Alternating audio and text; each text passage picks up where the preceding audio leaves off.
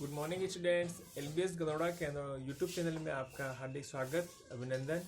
जैसा कि हमने बीए बीएड सेकेंड ईयर और बीएससी बीएड सेकेंड ईयर में एक पेपर आपका जनरल पेपर क्रियात्मक अनुसंधान एक्शन रिसर्च की बात करते हैं, तो आज हम क्रियात्मक अनुसंधान में बात करेंगे कि क्रियात्मक अनुसंधान की समस्याओं को परिभाषित करना। कल हमने विभिन्न समस्याओं की बात की थी। चयन करने की जो प्रक्रिया है उसके बारे में बताया था किस तरीके से किसी क्रियात्मक अनुसंधान को हम समस्या का चयन कर सकते हैं और उन समस्याओं को परिभाषित करना एवं सीमांकन करना। फिर बात करेंगे हम क्रियात्मक परिकल्पनाएं क्या है, एक्शन हाइपोथेसिस क्या है। उसके बाद हम बात करेंगे सामान्य परिकल्पना और क्रियात्मक परिकल्पना में क्या भेद है, यानी कि क्रियात्मक परिकल्पना भी होगी और सामान्य परिकल्पना भी होगी। तो सामान्य का परिकल्पना और क्रियात्मक परिकल्पना में भेद क्या है। सर्वप्रथम हम बात करेंगे क्रियात्मक परिकल्पनाओं का निर्माण कैसे कर सकते हैं। तो आइए बात करते हैं हम क्रियात्मक अनुसंधान की समस्याओं को परिभाषित करना एवं उसको सीमांकित करना।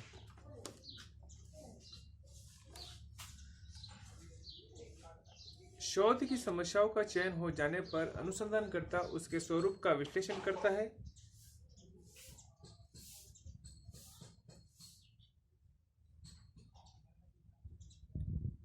शोध की समस्याओं का चयन हो जाने पर अनुसंधानकर्ता उसके स्वरूप का विश्लेषण करता है। किसी एक समस्या को लेकर वह उसके विशेष अवयवों या घटकों की परीक्षा अत्यंत सूक्ष्मता पूर्वक करता है। यानी जब समस्या उसको जब मिल जाती है तो समस्या को समाधान के लिए वो एक सूक्ष्म अध्ययन करता है, माइक्रो टीचिंग करता है। तत्पश्चात वो किसी निर्णय पर पहुंचने के काबिल बनता है। इस क्रम में समस्या विशेष का सांगोपांग विश्लेषण हो जाने पर वह उसके स्वरूप को परिभाषित एवं सीमांकित करता है।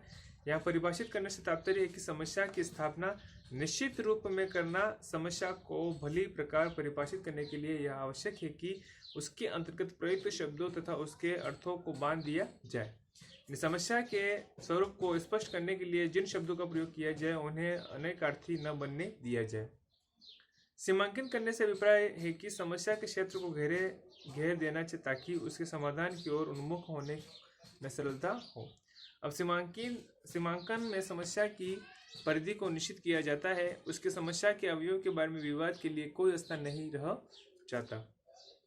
आगे हम बात करते हैं कि क्रियात्मक अनुसंधान के लिए समस्याओं का परिभाषीकरण एवं सीमांकन एक अत्यंत महत्वपूर्ण कार्य है। अनुसंधान की सफलता का श्रेय समस्या के उचित सीमांकन एवं परिभाषीकरण पर विशेष रूप में होता है।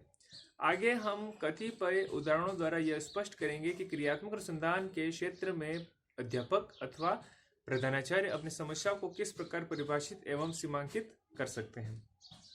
उदाहरण के लिए हम बात करते हैं कि क्रियात्मक अनुसंधान के लिए कुछ माध्यमिक विद्यालयों के प्रधानाचार्यों तथा अध्यापकों के निम्नलिखित समस्याएं बताई हैं। पहली समस्या, छात्रों में अनुशासनहीनता की समस्या।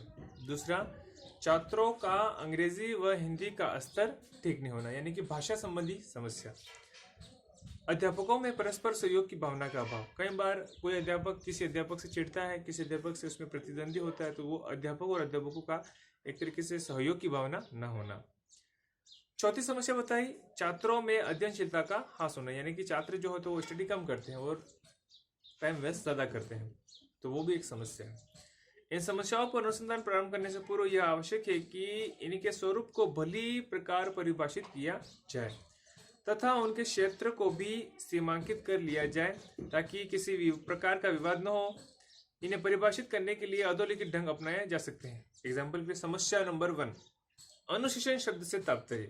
अब अनुशासन का अर्थ जो होता है वो कई बार विद्यार्थी हो या कोई व्यक्ति विशेष हो, उसका अर्थ जो होता है वो एक कठोरता से लेता है। तो अनुशासन का अर्थ कठोरता नहीं है। अनुशासन का अर्थ एक किसी कार्य को उचित तरीके से उचित समय पर पूर्ण करना होता है अनुशासन। अब छात्रों नंबर 1, अनुशासन का तात्पर्य क्या उसमें बताया गया है कि नंबर 1, छात्रों को अपने से बड़ों के प्रति विनम्रतापूर्वक आचरण प्रदर्शित करना अनुशासन का एक भाग है। अनुशासन के अंतर्गत इसका आता है।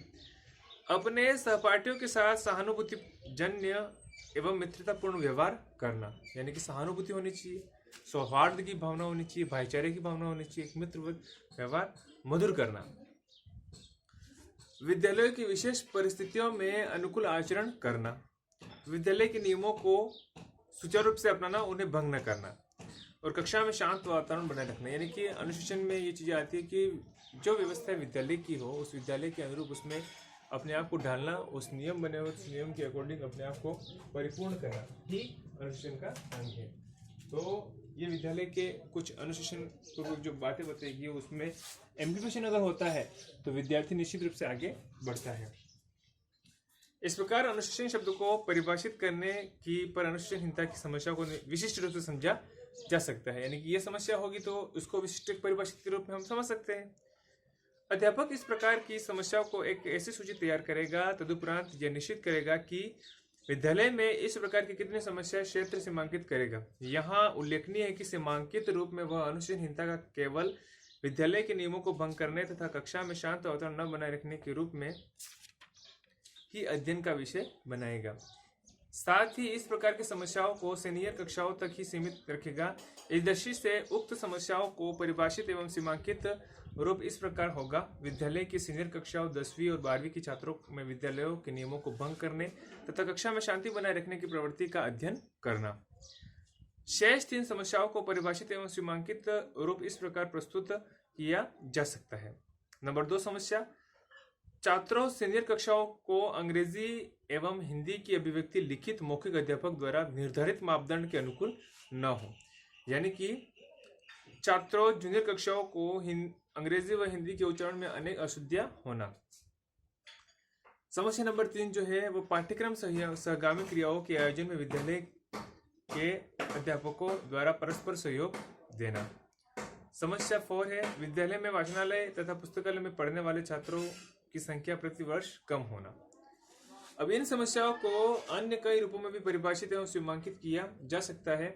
अध्यापक अथवा प्रधानाचार्य अनुसंधान प्रारंभ करने से पहले अपने विद्यालय की परिस्थितियों पर पूर्ण रूप से विचार कर इन समस्याओं का यथानुकूल परिभाषीकरण एवं सीमांकन करेंगे। अब परिभाषीकरण में यह ध्यान देना चाहिए कि समस्या को अभिव्यक्त करते समय ऐसे शब्दों का प्रयोग न हो जिनसे अर्थ का स्पष्ट बोध न हो अथवा जिनके अर्थों को स्पष्ट न किया जा सके। सीमांकन में समस्या के क्षेत्र को बांधा जाता है जिससे उसका अध्ययन सुगम हो सके। अब हम बात करेंगे क्रियात्मक अनुसंधान की समस्याओं का मूल्यांकन।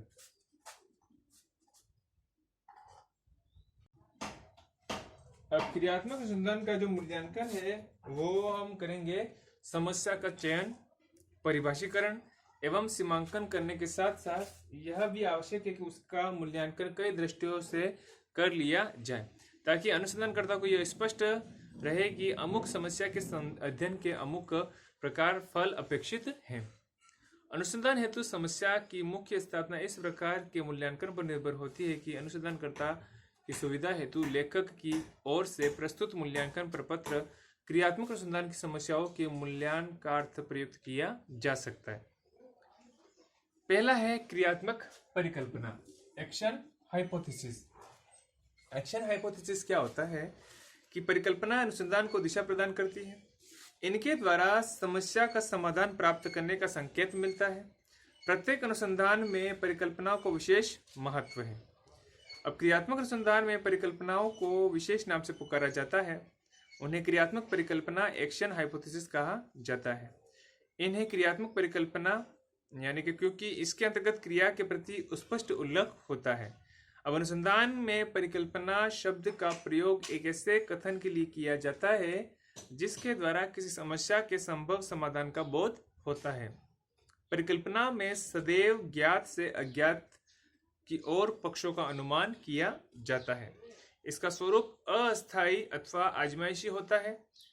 इसी आधार पर नए सिद्धांतों का निर्माण किया जाता है, किंतु परिकल्पना को सिद्धांत का रूप धारण करने में बहुत समय लगता है।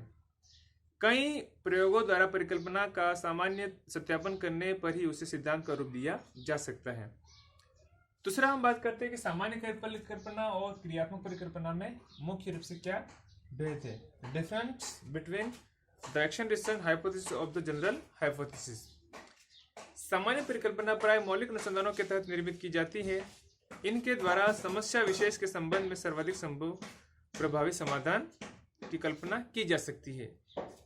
यानी कि जो क्रियात्मक अनुसंधान है वो और एक सामान्य परिकल्पना है वो दोनों में उच्च जो बायोमीटर्स हैं, जो मापन है, उन दोनों को अलग अलग अध्ययन करने के तत्पश्चात हम सामान्य क्रियात्मक और एक क्रियात्मक परिकल्पना और सामान्य परिकल्पना दोनों में अंतर विभेद कर पाते हैं। अनुसंधानकर्ता अपनी परिकल्पना का निर्माण अनेक संभव अनुमानों के आधार पर करता है, इसलिए परिकल्पना को एक कुशल अटकल भी कहा जाता है। अब क्रियात्मक परिकल्पना में भी एक प्रकार का अनुमान ही कार्यशील होता है, किंतु इस तरह की परिकल्पना में क्रिया पक्ष पर विशेष बल दिया जाता है। यहाँ अनुमान का उल्लेख क्रियात्मक पहलू को स्पष्ट करने के लिए किया जाता है। सामान्य परिकल्पनाओं में क्रिया पक्ष का उल्लेख आवश्यक नहीं है। क्रियात्मक परिकल्पना की सत्यता का पता अल्प अवधि में लगाया जा सकता है, किंतु सामान्य परिकल्पनाओं की सत्यता एक निश्चित अवधि के बाद स्थापित हो जाती है। अब क्रियात्मक परिकल्पना का स्वरूप परिस्थितियों के अनुसार परिवर्तनशील होता है। एक अनुसंधान के अंतर्गत अनेक क्रियात्मक परिकल्पनाओं का निर्माण किया जा सकता है। सामान्य परिकल्पनाओं का स्वरूप अपेक्षाकृत कम परिवर्तनशील होता है। उनमें परिवर्तनशील अनुसंधान की रूपरेखा को संशोधित किए बिना नहीं लगाया जा सकता है। दोनों प्रकार की परिकल्पनाओं में अनुमान का स्थान महत्वपूर्ण है। बिना अनुमान के इनका निर्माण संभव है। दोनों की सत्यता परीक्षणों के बाद मालूम होती है। दोनों द्वारा समस्या के संभव समाधानों की परीक्षा होती है तथा किसी न किसी प्रकार के परिणाम तक पहुंचा जाता है। इस परिणाम के आधार पर परिकल्पनाओं को मान्य, अमान्य या अशोधनीय घोषित किया जाता है। आगे हम बात करते हैं कि परिकल्पनाओं का निर्माण, क्रियात्मक परिकल्पनाओं का निर्माण कैसे होता है। तो क्रियात्मक परिकल्पनाओं का जो निर्माण है उसकी हम बात करें तो समस्या का विशद विश्लेषण करने पर क्रियात्मक परिकल्पना के प्रति संकेत प्राप्त होते हैं। समस्या के कारणभूत तत्वों से इनका प्रत्यक्ष संबंध है। इसका तात्पर्य यह है कि क्रियात्मक परिकल्पना का निर्माण करने से पूर्व समस्या के कारणों का विश्लेषण भली प्रकार कर लेना चाहिए। समस्या के संबंधित वे कारण जिनका विश्लेषण अनुसंधानकर्ता सरलतापूर्वक कर सकता है, क्रियात्मक परिकल्पना के मुख्य स्रोत बन सकते हैं। अब क्रियात्मक परिकल्पना के निर्माण में निम्नलिखित बातों का ध्यान रखना पड़ता है। पहला, समस्या का सांगोपांग विश्लेषण करना। समस्या कोई होगी तो उसका एक स्टडी के अध्ययन के आधार पर उसका एक तरीके से एनालिटिकल वे में उसका विश्लेषण करना। दूसरा, समस्या के स्वरूप को परिभाषीकरण एवं सीमांकन करने से सीमांकन स्पष्ट रूप में होना चाहिए। थर्ड है, समस्या के कारणभूत तत्वों की विवेचना विस्तार पूर्वक हो। नंबर 4, समस्या के सभी पक्षों का समर्थन उपयुक्त साक्ष्यों द्वारा संभव हो। समस्या के सभी संभव समाधानों का अनुमान लगाना चाहिए। केवल उन्हीं संभव समाधानों पर अधिक विचार करना चाहिए जो अनुसंधान की सामर्थ्य के भीतर हो। संभव समाधानों को प्राप्त करने के ढंग पर विशेष रूप से सोचना चाहिए। 8वां, क्रियात्मक परिकल्पना का अंतिम रूप निर्धारित करते समय उसको अभिव्यक्त करने के लिए उपयुक्त शब्दों का प्रयोग करना चाहिए। अब क्रियात्मक अनुसंधान के लिए उपयुक्त कतिपय समस्याओं पर शोध करने हेतु कुछ क्रियात्मक परिकल्पना का निर्माण अधोलिखित रूप में किया जा रहा है। नंबर 1, समस्या का विशिष्ट स्वरूप, यानी कि क के रूप में हम बात करते हैं तो समस्या का विशिष्ट रूप। अब विद्यालय के अंतिम घंटों अवकाश के बाद 7वीं, 9वीं व 11वीं कक्षा के छात्रों को सप्ताह के अंतिम दिनों शुक्रवार तथा शनिवार को विद्यालय से प्राय बिना बताए चले जाना, ये समस्या है।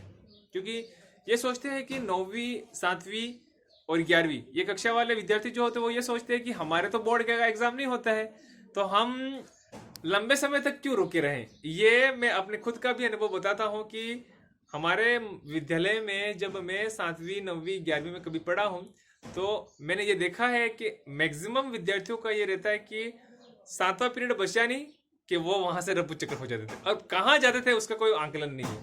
तो ये समस्या किसी एक पर्टिकुलर व्यक्ति की नहीं है, पूरे विद्यालय की है। 7वें 8वें मतलब लास्ट के 2 कालांश होते हैं, उन कालांशों में विद्यार्थियों की संख्या, सरकारी स्कूलों की बात करता हूँ मैं, गवर्नमेंट स्कूल्स की। गवर्नमेंट स्कूल में बच्चा कई बार तो लंच के बाद भी नहीं मिलता है।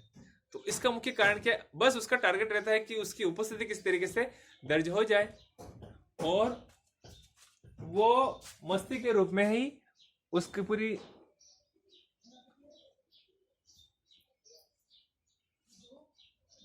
पूरा दिन जो है वो उसी अनुरूप चला जाए। यानी कि 7वें 8वें घंटे में नहीं रहने का कारण क्या है? कई बार वो बच्चा फर्स्ट पीरियड, सेकंड पीरियड पढ़ के तीसरे पीरियड में पता नहीं कहाँ चला जाता है। तो ये समस्या एक आम समस्या है। तो ये समस्या का एक विशिष्ट रूप है। अब क्रियात्मक परिकल्पना देखो क्या करती है। छात्रों को अवकाश के बाद वाले घंटों में नित्य विविध कार्यक्रमों यथा प्रहसन, वाद विवाद, अभिनय के आयोजन द्वारा उस समय पढ़ाए जाने वाले विषयों की निरस्ता कम करने और उनमें विद्यालय से बिना बताए चले जाने की प्रवृत्ति कम होगी। यानी कि जो विद्यालय प्रबंधन है, जो शिक्षक समुदाय है, उसको यह होना चाहिए कि फ्राइडे आया, सैटरडे आया, तो बच्चों को या तो बाल सभा है या वाद विवाद प्रतियोगिता है या ऐसे रंगोली कार्यक्रम है, ऐसे विभिन्न प्रकार के जो कार्यक्रम होते हैं जो शैक्षणिक गतिविधियों के रूबरू होते हैं, तो ऐसे कार्यक्रम में इन्वॉल्व कर दे तो बच्चों में रोचकता आ जाएगी। अनुशासन उनका मतलब जैसे भी लगता है कि कई बार होता है कि विद्यार्थी पढ़ पढ़कर बोर हो जाते हैं, तो उनको ऐसा कोई क्विज कंपटीशन करा दिया जाए या उनकी रचनात्मक, उनके मनोवैज्ञानिक या उनके रुचि क्षमता के आधार पर विद्यार्थियों को किसी कार्यक्रम में पार्टिसिपेट करने के लिए मौका दिया जाए, तो वो निश्चित रूप से उसमें इंटरेस्ट लेंगे और प्रतिभागी भी बनेंगे। ऐसा वाद विवाद, कविता काव्य पाठ प्रतियोगिता है, समूह गान है और रस्साकस्सी है, खेलकूद है, बहुत सारे प्रोग्राम्स ऐसे हैं जिसमें विद्यार्थी भागकर मतलब विद्यालय पलायन की विचार जो है उस विचार को एक तरीके से कटाक्ष करें और विद्यालय में बने रहे। तो उसको ऐसे कार्यक्रम करने चाहिए। विभिन्न प्रकार के आयोजनों का अगर करते हैं, SCW कैंप में विविध प्रकार के कार्यक्रम बनाए जाते हैं, तो उसकी रूपरेखा तैयार की एक नेतृत्व क्षमता मिलती है विद्यार्थियों को। कई बार कबड्डी है, फुटबॉल है, क्रिकेट है, जैसे 7वें 8वें पीरियड में जैसे पता चल गया अपने अध्ययन के आधार पर समस्या हमें पता चल गई कि समस्या क्या है विद्यालय की, बच्चों का पलायन। 7वें लेक्चर में छठी अपने 7वीं 9वीं 11वीं के बच्चे जब भाग जाते हैं तो उनके पीछे समस्या का समाधान हम इस तरीके से निकाल सकते हैं कि बच्चे विद्यालय में बने रहने के लिए पीछे क्या उद्देश्य हो, किस तरीके से बने रहता है। उनको पेंटिंग के लिए बताया जाए, ऐसे 1 मिनट गेम कराया जाए, ऐसे ज्ञान के कुछ नए इनोवेटिव कार्यक्रम लगाया जाए जिससे विद्यार्थी उस विद्यालय में बना रहे। सांस्कृतिक गतिविधियां भी हो सकती इसमें। तो समस्या का जो परिकल्पना में ये हो गया। अब सामान्य परिकल्पना में बताया था कि अभिनय के आयोजन द्वारा उसमें पढ़ाए जाने वाले विषयों की निरस्ता कम करने से विद्यालय में बिना बताए चले जाने की प्रवृत्ति कम होगी। नंबर 2 है समय चक्र को बदलकर अवकाश से पहले पढ़ाए जाने वाले विषयों को बाद में रखकर छात्रों के विद्यालय में भागने की प्रवृत्ति को कम किया जा सकता है। यानी कि कठिन सब्जेक्ट विद्यार्थियों को अमूमन एक अध्ययन के आधार पर हमें पता चल जाएगा कि विद्यार्थियों का सबसे कठिन सब्जेक्ट कौन सा रहता है। इसमें अनुसंधान, वैसे तो हम जब पढ़ते थे तो मैं अपने खुद की अनुभव की बात करता हूँ, तो विद्यार्थियों को गणित और अंग्रेजी ये अमूमन विषय जो ऐसे जो हमेशा कठिन और बहुत जटिल लगते हैं, गणित है और इंग्लिश है, तो उनको जब अब अवकाश होने वाला हो, लंच होने वाला हो या छुट्टी होने वाली हो, तो उससे पहले नहीं लेना, बहुत पहले लेना। यानी कि पहला लेक्चर जो है वो या तो गणित का ले लीजिए या सेकेंड लेक्चर जो है वो इंग्लिश का, और छठा लेक्चर है वो इंग्लिश का हम ले सकते हैं, जिससे विद्यार्थी में निरस्ता नहीं आए और एक रोचकता बनी रहे, एनर्जेटिक। तो समय विभाग चक्र जो है कई बार भी बदलना पड़ता है, जिसमें विद्यालय की पलायन की समस्या हो वो दूर हो जा सकती। अंतिम घंटों में नित्य उपस्थिति ली जाए और अनुपस्थित छात्रों को दंडित किया जाए तो छात्र विद्यालय से नहीं भागेंगे।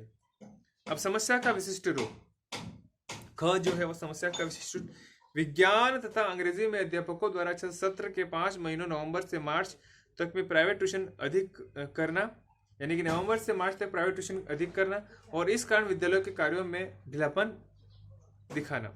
अब क्रियात्मक परिकल्पना है, ये कहते हैं कि यदि विज्ञान और अंग्रेजी विषयों के लिए पढ़ाई में कमजोर छात्रों के अतिरिक्त कक्षा लगाने की व्यवस्था की जाए तो इसके लिए उन्हें प्रतिफल दिया जाए तो उन्हें प्राइवेट और ट्यूशन अधिक नहीं करने पड़ेंगे और विद्यालय को कार्यों में ढील नहीं होगी। यानी कि बच्चा, हमें पता है कि सबसे ज्यादा कमजोर रह रहा है इंग्लिश में और विज्ञान में। हमें एक अनुसंधान के बाद पता चल जाता है कि बच्चे की समस्या क्या है। मैथ्स की भी कई बार प्रॉब्लम रहती है। तो इन विषयों की जिन कक्षाओं से संबंधित समस्या आ रही उपस्थिति को लेकर, तो उनकी अतिरिक्त कक्षाएं समय से पूर्व और समय के बाद लगवाई जाए, जिस वजह से विद्यार्थी की उपस्थिति बढ़ जाएगी और उसको ट्यूशन में नहीं करने पड़ेंगे। तो ये चीजें व्यवस्थाएं विद्यालय स्तर पर होनी चाहिए। समस्या का विशिष्ट रूप अध्यापकों और विद्यार्थियों को जो विद्यालय के निकट अथवा दूर रहते हैं का समय से विद्यालय में उपस्थित नहीं होना। अब क्रियात्मक परिकल्पना का निर्माण कैसे होता है उसकी हम बात करते हैं। क्रियात्मक परिकल्पना, यदि विद्यालय में समय से उपस्थित न हो तो कुछ दंड, जैसे सभी लोगों के सामने क्षमा याचना करना, सभी लोगों के सामने खड़ा होना आदि दिए जाए, जो विलंब से आने की प्रवृत्ति कम होगी। यदि विलंब से आने वाले को विद्यालय में प्रधानाचार्य की अनुमति के बिना प्रविष्ट न करने दिया जाए तो समय में उपस्थित होने की आदत पड़ेगी। यदि विद्यालय का निश्चित समय आधा घंटा बढ़ा दिया जाए, यथा 10 बजे के स्थान पर 10:30 बजे प्रारंभ किया जाए, तो अध्यापक तथा विद्यार्थी विद्यालय में समय से उपस्थित हो जाएंगे। इन सभी समस्याओं को सीमांकित रूप में साथ क्रियात्मक परिकल्पनाओं को प्रस्तुत करने के में लेखक का यह उद्देश्य कि पाठक ये ध्यान देंगे कि समस्या के सम्यक विश्लेषण करने के बाद ही क्रियात्मक परिकल्पना का निर्माण किया जा सकता है। प्रत्येक क्रियात्मक परिकल्पना को दो भाग होते हैं, क्रिया पक्ष और लक्ष्य पक्ष। परिकल्पना के प्रथम भाग से यह स्पष्ट होता है कि किस प्रकार की क्रिया पद्धति का अनुसरण करना है। द्वितीय भाग में उस क्रिया पद्धति द्वारा अभिष्ट लक्ष्य का निर्देश होता है, अर्थात अमुक क्रिया का परिणाम अमुक होगा। क्रिया पक्ष से यह पता चलता है कि क्या करना है, लक्ष्य पक्ष के से उसके परिणाम का संकेत मिलता है। उपयुक्त सभी उदाहरणों में उल्लेखित परिकल्पनाओं का विश्लेषण इन दो भागों में किया जा सकता है, एक तो क्रिया पक्ष, दूसरा है लक्ष्य पक्ष। तो क्रिया परिकल्पना के अवयव क्या है, एक बात करते हैं हम क्रिया पक्ष की और दूसरी बात करें लक्ष्य पक्ष की। तो अवकाश के बाद वाले घंटों में नित्य विविध कार्यक्रमों का आयोजन इस ढंग से करना कि उन घंटों में पढ़ाई जाने वाली विषयों की निरस्तता कम हो, ये क्रिया पक्ष का पहला पॉइंट है। क्रिया पक्ष का दूसरा पॉइंट की हम बात करें, अब लक्ष्य पक्ष की पहले पक्ष में बात करते हैं कि छात्रों में विद्यालयों के बिना बताए चले जाने की प्रवृत्ति इससे कम होगी, लक्ष्य पक्ष। दूसरा है समय चक्र को बदलना, अवकाश के पहले पढ़ाए जाने वाले विषयों को बाद में रखना, यानी कि छात्रों की प्रवृत्ति का कम होना, लक्ष्य पक्ष की बात। फिर है क्रिया पक्ष की तीसरा, अंतिम घंटों में नित्य उपस्थिति लेना और अनुपस्थित छात्रों को दंडित करना। लक्ष्य क्या होगा इससे, छात्रों का विद्यालय से न भागना, यानी कि छात्र विद्यालय से भागना बंद हो जाएंगे। फिर है क्रिया पक्ष, विज्ञान एवं अंग्रेजी के अध्यापकों द्वारा विद्यालय में ही पढ़ने में कमजोर छात्रों की कक्षाएं लगाना और इसके लिए उन्हें प्रतिफल देना। तो लक्ष्य पक्ष है वो प्राइवेट ट्यूशन अधिक न करेंगे तो विद्यालय के कार्य में शिथिलता नहीं दिखाएंगे। अब दूसरा है लक्ष्य क्रिया पक्ष, विज्ञान और अंग्रेजी अध्यापकों को रचनात्मक कार्यों के लिए प्रेरित करना, उनमें ट्यूशन करने की प्रवृत्ति कम होगी। क्रिया पक्ष है कि विद्यालय में समय से आने वाले सामूहिक दंड देना। लक्ष्य पक्ष क्या है, समय से उपस्थित न होने की प्रवृत्ति कम होगी। क्रिया पक्ष जो है वो विलंब से आने वाले को प्रधानाचार्य की अनुमति के बिना प्रविष्ट न होने देना, और लक्ष्य पक्ष है वो समय से उपस्थित होने की आदत पड़ेगी। तीसरा है क्रिया पक्ष में विद्यालय की दिनचर्या 10 बजे के स्थान पर 10:30 बजे प्रारंभ हो, और लक्ष्य पक्ष है सभी समय में उपस्थित होंगे। कहने का अभिप्राय यह है कि क्रियात्मक परिकल्पना का समस्या समाधान से संबंधित एक विशेष कथन है। इस कथन के पूर्वार्ध समस्याओं के ढंग को बताता है कि उत्तरार्ध उसके द्वारा प्राप्त होने वाले लक्ष्य को यह कथन प्राय अपेक्षा व्यंजक वाक्य के रूप में अभिव्यक्त किया जाता है। यदि ऐसा किया जाएगा तो ऐसा परिणाम प्राप्त होगा। यदि प्रारंभ होने वाला वाक्यांश परिकल्पना का क्रिया पक्ष सांकेतिक करता है तो प्रारंभ होने वाला वाक्य उसके परिणाम को बताता है। प्रत्येक क्रियात्मक परिकल्पना को प्रतिबंध इसी रूप में किया जाए कि आवश्यक नहीं है। हाँ, इतना अवश्य ध्यान रखना चाहिए कि क्रियात्मक परिकल्पना को प्रभावित करने वाला कथन क्रिया और लक्ष्य दोनों को स्पष्ट करे। मतलब कहने का अर्थ है कि अगर विद्यार्थियों में एक क्या सकते ये धारणा बन जाए, एक एटीट्यूड बन जाए कि अगर हमने ये काम नहीं किया तो हमारा परिणाम ये होगा, तो विद्यार्थी निश्चित रूप से एक अनुशासन को ध्यान में रखते हुए विद्यालय में बने रहेंगे, और विद्यालय में बने रहेंगे तो उनका जीवन स्तर जो है वो उच्च स्तर पे चला जाएगा। तो विद्यार्थियों आपने एलबीएस गंगौरा का यूट्यूब चैनल देखा, लाइक किया, सब्सक्राइब किया, इसके लिए आपको बहुत बहुत धन्यवाद। आपका दिन शुभ रहे।